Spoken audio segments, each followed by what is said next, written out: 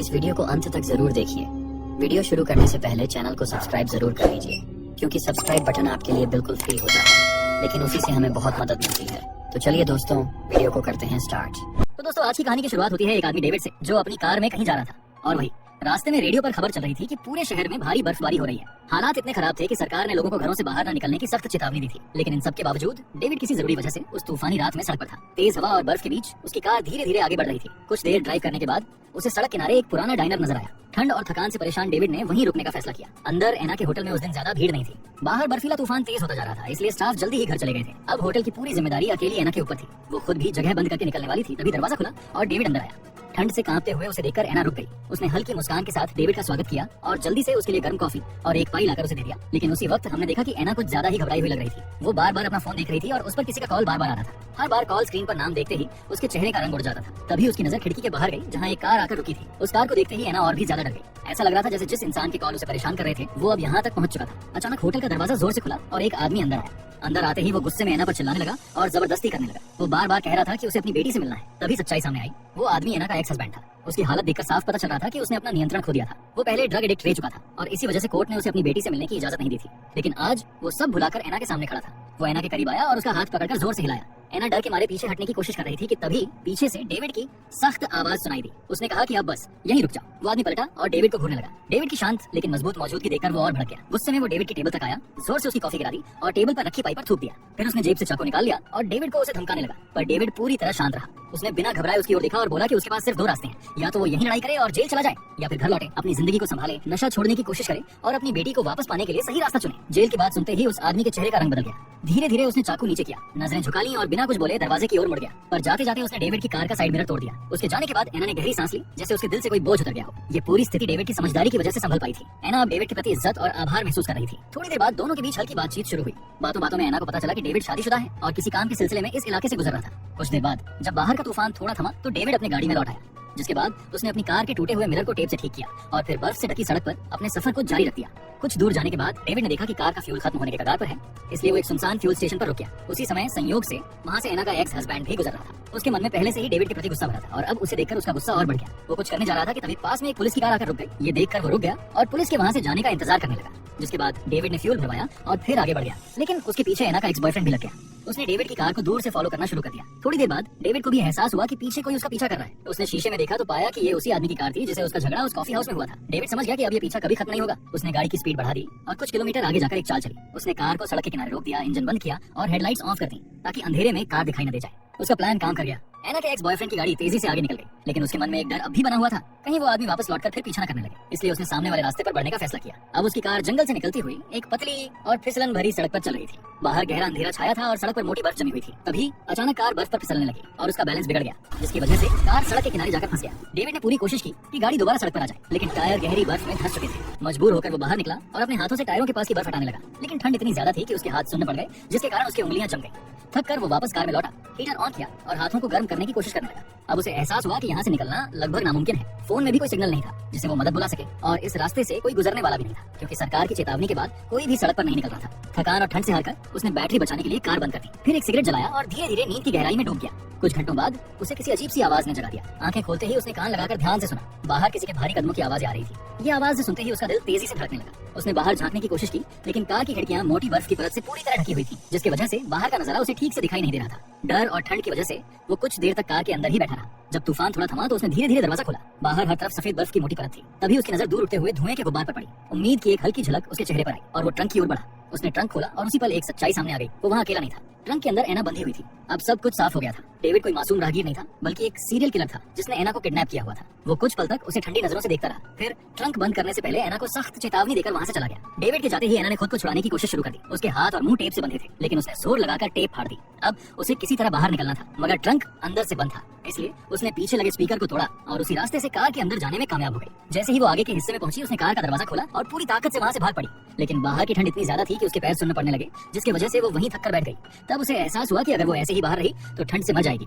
मजबूर होकर वो वापस कार में लौट आई। अब उसके हाथ पैर खुल चुके थे और वो पहले से ज्यादा सतर्क और मजबूत महसूस कर रही थी। जिसके बाद वो कार में कुछ काम आने वाली चीजें ढूंढने लगी। तभी उसे डैशबोर्ड में टेप और क्लोरोफॉर्म की एक बोतल मिली। उसने वो दोनों चीजें अपने पास रख ली। उधर डेविड, जो धुएं की दिशा में मदद की तलाश में गया था, बर्फ के बीच रास्ते में भटक चुका था। ठंड और थकान से कमजोर हुआ उसका शरीर मुश्किल से आगे बढ़ रहा था। तभी अचानक उसका पैर बर्फ के नीचे छिपे एक गहरे गड्ढे में फंस गया। एक तेज चीख उसके मुंह से निकली। जब उसने अपने पैर की ओर देखा तो पाया कि उसकी हड्डी चटक गई है। दर्द की तीव्रता से वो बर्फ में गिर पड़ा और तड़पने लगा। कुछ देर बाद उसने खुद को संभाला और हिम्मत जुटाकर घसीटते हुए कार की तरफ रेंगने लगा। ठंडी हवा उसके चेहरे को काट रही थी और हर एक कदम उसके लिए जानलेवा साबित हो रहा था, लेकिन जिंदगी बचाने की चाह उसे आगे बढ़ने पर मजबूर कर रही थी। जिसके बाद वो किसी तरह अपनी कार तक पहुंच गया। कांपते हाथों से उसने दरवाजा खोला और अंदर घुस गया। उसकी सांसें तेज चल रही थी। उसने कांपते हुए हाथों से हीटर चालू किया, जिससे उसे थोड़ा आराम महसूस होने लगा, लेकिन उसे जरा भी अंदाजा नहीं था कि एना अब उसके कब्जे से आजाद हो चुकी थी। फिर डेविड ने अपने कोट से चाकू निकाला और अपनी पैंट का एक हिस्सा फाड़ने लगा। जब उसने अपने पैर की हालत देखी तो दर्द से कराह उठा। फिर उसने दांतों में चाकू दबाया और टूटी हुई हड्डी को सीधा करने की कोशिश की। दर्द इतना असहनीय था कि उसकी आंखों से आंसू बह निकले और वही एना ये सब चुपचाप देख रही थी। उसका दिल जोर जोर से धड़क रहा था, लेकिन अब उसे समझ आ चुका था कि अगर उसने कुछ नहीं किया तो ये मौका दोबारा नहीं मिलेगा। तभी डेविड की नजर गलती से ग्लव बॉक्स पर पड़ी। उसे झट से एहसास हुआ कि एना ने खुद को आजाद कर लिया है। डेविड ने चाकू की तरफ हाथ बढ़ाया, पर एना उससे तेज निकली। उसने क्लोरोफॉर्म में भीगा कपड़ा डेविड के मुंह पर दबा दिया और उसने जोर लगाकर उसे पकड़े रखा। डेविड छटपटाकर विरोध करने की कोशिश करता रहा, लेकिन कुछ ही सेकंड में उसकी हरकतें धीमी पड़ गईं और वो बेहोश होकर गिर पड़ा। बेहोशी में उसे एक खौफनाक सपना आया, जहां वो खुद को उसी बर्फीले जंगल में खड़ा पाया और वहीं उसके सामने एक मरा हुआ जानवर था, जिसका खून उसके दोनों हाथों में था। ये देखकर वो डर के मारे चिल्लाया और होश में आ गया। होश में आते ही उसने देखा कि एना ने उसके हाथ स्टीयरिंग व्हील से बांध दिए थे और उसकी गर्दन सीट से कसकर बांधी हुई थी। गुस्से में एना ने तुरंत सवाल किया, तुम मुझे यहाँ कहाँ ले आए हो और मेरा फोन कहाँ है? डेविड ने धीरे धीरे जवाब दिया कि उसने उसका फोन फेंक दिया था और अब उसे खुद भी नहीं पता कि वे कहाँ है। एना ने कहा कि चाहे जो हो, उसकी माँ अब तक जरूर पुलिस को कॉल कर चुकी होगी। लेकिन डेविड ने हल्की हंसी के साथ बताया कि उसने फोन फेंकने से पहले ही उसकी माँ को मैसेज कर दिया था कि वो अपने एक्स हस्बैंड से मिलने जा रही है, ताकि किसी को उसके गायब होने पर शक न हो जाए। ये सुनकर एना का गुस्सा और बढ़ गया। उसने तुरंत डेविड का वॉलेट और फोन चेक किया।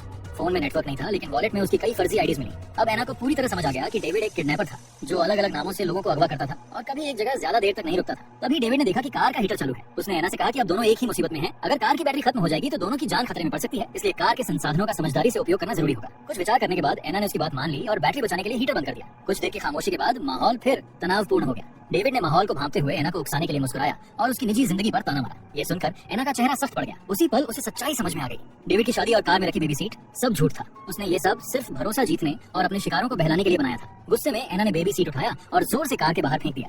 डेविड, जो अब भी अपने नियंत्रण का भ्रम बनाए रखना चाहता था, शांत आवाज में उसकी हिम्मत तोड़ने की कोशिश करता रहा। उसने कहा कि इतनी ठंड में जागे रहना आसान नहीं होगा, लेकिन एना अब उसके झांसे में आने वाली नहीं थी। उसने बिना कुछ कहे क्लोरोफॉर्म वाला कपड़ा उठाया और एक झटके में डेविड के मुंह पर दबा दिया। कुछ ही पलों में डेविड फिर बेहोश हो गया। उसकी चेतना धीरे धीरे धुंधली पड़ने लगी और वही डरावना सपना फिर लौट आया। उसने खुद को उसी बर्फ से ढके जंगल में खड़ा पाया, पर इस बार उसके मुंह से खून बह रहा था और शरीर बुरी तरह कांप रहा था। तभी उसे पीछे किसी की मौजूदगी का एहसास हुआ, जैसे कोई साया धीरे धीरे उसकी ओर बढ़ रहा और अचानक वो झटके से नींद से जाग गया। इसके बाद एना को टॉयलेट जाने की जरूरत महसूस हुई। डेविड ने मुस्कुराते हुए कार में रखी बोतल उसकी तरफ बढ़ाई और मजाक में बोला कि दोनों इसे पॉटी के लिए इस्तेमाल कर सकते हैं। ये सुनकर एना का चेहरा सख्त हो गया। उसने ठंडे लहजे में कहा कि वो जरा भी न हिले और ये बोलकर वो कार से बाहर निकल गई। उसे पता था कि बाहर का मौसम खतरनाक है, लेकिन उसके पास और कोई विकल्प नहीं था। जैसे ही एना बाहर गई, डेविड ने मौके का फायदा उठाया और अपने बंधे हुए हाथ छुड़ाने की कोशिश करने लगा। कुछ देर तक संघर्ष करने के बाद जब उसने देखा कि एना वापस लौट रही है, तो उसने फौरन कार के सारे दरवाजे अंदर से लॉक कर दिए, ताकि एना बाहर ही रह जाए और ठंड से मर जाए। एना अचानक हुए इस धोखे से हैरान रह गई, लेकिन उसने हार नहीं मानी। गुस्से में उसने बाहर पड़ी बेबी सीट को उठाया और पूरी ताकत से कार की खिड़की पर मारना शुरू कर दिया। कुछ ही बार में शीशा टूट गया और वो झटके से अंदर घुस गई। अंदर आते ही उसने ड्राइवर की सीट बेल्ट पकड़ी और उसे डेविड की गर्दन में फंसा दी। उसने बेल्ट इतनी जोर से खींची कि डेविड का चेहरा लाल पड़ गया और उसकी सांसें रुकने लगी, लेकिन अगले ही पल एना रुक गई। उसके मन में गुस्से के साथ साथ डर और झिझक भी थी। वो किसी की हत्यारी नहीं बनना चाहती थी। फिर वो टूटी हुई खिड़की को बंद करने में लग गई।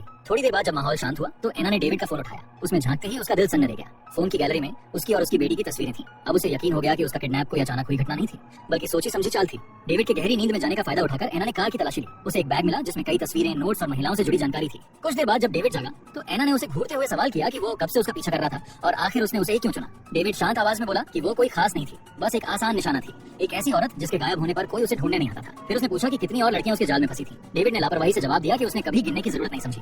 ये सुनकर एना के अंदर का गुस्सा फूट पड़ा। उसने डेविड के बैग से सारे नाम जोर जोर से पढ़ने शुरू किए और हर फाइल उस पर फेंकती गई। जैसे ही उसने पहला नाम पढ़ा, कैसी बेकरमैन, वो धीरे से बोला कि कैसी उसकी पहली शिकार थी और वो दिन उसे आज भी साफ साफ याद था, जब वो सड़क के किनारे खड़ी लिफ्ट मांग रही थी और मैंने पहले से अपनी कार में झूठे सुराग तैयार कर रखे थे, जैसे हाथ में शादी की अंगूठी और सीट पर बच्चों के खिलौने। कैसी ने थोड़ी झिझक के बाद कार में बैठने की गलती कर दी, जिसके बाद दोनों साथ में चल पड़े। लेकिन थोड़ी दूर जाने के बाद डेविड ने अचानक रास्ता बदल दिया। तभी कैसी को उस पर शक हुआ।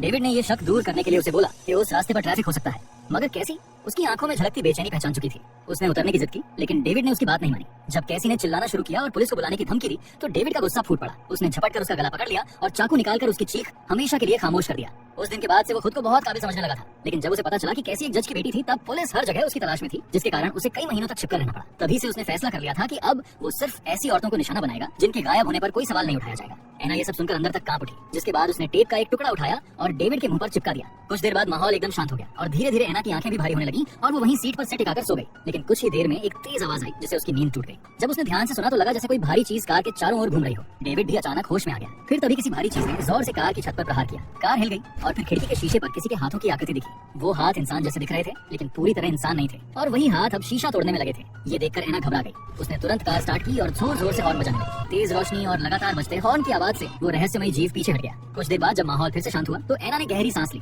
और कार के अंदर बैठे डेविड की ओर देखा। उसकी नजर अब भी खिड़की के बाहर जमी हुई थी। बाहर फैली सफेदी और उस अंधेरे जंगल को देखकर उसके मन में एक अजीब सी बेचैनी उठी। तभी उसे एक पुरानी कहानी याद आई जो उसने सालों पहले इन पहाड़ों के बारे में सुनी थी। वो बोली कि इन बर्फीले पहाड़ों के बारे में कहा जाता है कि यहाँ के जंगलों में एक शापित आत्मा रहती है, एक ऐसी बुरी शक्ति जो इंसान के अंदर के अंधकार से जन्म लेती है। कहते हैं जब कोई इंसान अपने ही जैसे लोगों का खून बहाता है तो वही आत्मा उसके पीछे पड़ जाती है। लोगों का विश्वास था कि अगर ये आत्मा किसी के सपनों में दिखाई दे तो समझ लो अब बहुत देर हो चुकी है, क्योंकि वो इंसान अब इंसान नहीं रहता। वो खुद एक भूखा न रुकने वाला राक्षस बनने के लिए शापित हो जाता है। माहौल और भी भारी हो गया था। तभी कार की बैटरी खत्म हो गई। अब ठंड इतनी बढ़ गई थी कि एना कांपते हुए डेविड के पास आ गई और उसके शरीर की गर्मी से खुद को बचाने की कोशिश करने लगी। उसके हाथ में अब भी चाकू था जिसे उसने कसकर पकड़ा हुआ था। माहौल कुछ देर के लिए शांत था। डेविड ने इस खामोशी को तोड़ते हुए अपने बचपन की बातें बताना शुरू किया। उसने कहा कि उसका बचपन बहुत दर्दनाक था और वो चाहता था कि एक बेहतर इंसान बन पाता, लेकिन अब बहुत देर हो चुकी थी। एना कुछ पल चुप रही। फिर वो भी बोली कि उसका बचपन भी कुछ अलग नहीं था। वो एक ऑर्फनेज में पली बड़ी थी जहाँ उसके पिता ने उस पर जुल्म किए थे, पर जब उसकी बेटी एला पैदा हुई तो सब कुछ बदल गया। तब उसने ठान लिया था कि अब वो वही गलती नहीं दोहराएगी और अपनी बेटी को वो जिंदगी देगी जो उसे कभी नहीं मिली थी। फिर एना ने सीधे डेविड की आंखों में देखा और ठंडे स्वर में कहा कि उसके किए गए पापों का कोई बहाना नहीं। चाहे उसका बचपन जैसा भी रहा हो, उसने जिनकी जिंदगियां छीनी वो अब कभी वापस नहीं आएगी। लेकिन डेविड के चेहरे पर कोई पछतावा नहीं था। वो मुस्कुराया और बोला कि ठंड में हर चीज कमजोर पड़ जाती है, यहाँ तक कि वो टेप भी जिसने उसे बांध रखा था। इसके साथ ही उसने झटके से अपना हाथ छुड़ाया, चाकू छीना और एना पर झपटा।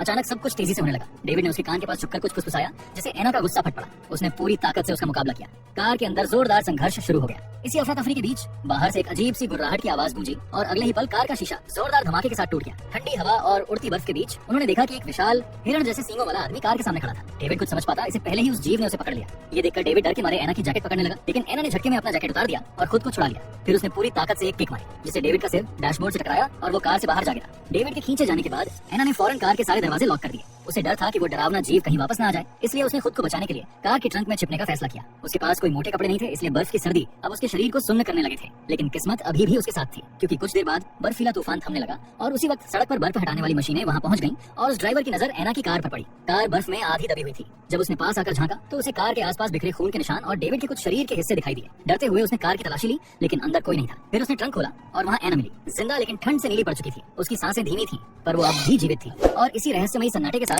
कहानी यहीं खत्म हो जाती है। अगर आपको एक्सप्लेनेशन अच्छा लगा हो तो वीडियो को लाइक और कमेंट जरूर करें। ऐसी ही और मजेदार और अनोखी कहानियों के लिए चैनल को सब्सक्राइब करना ना भूलें।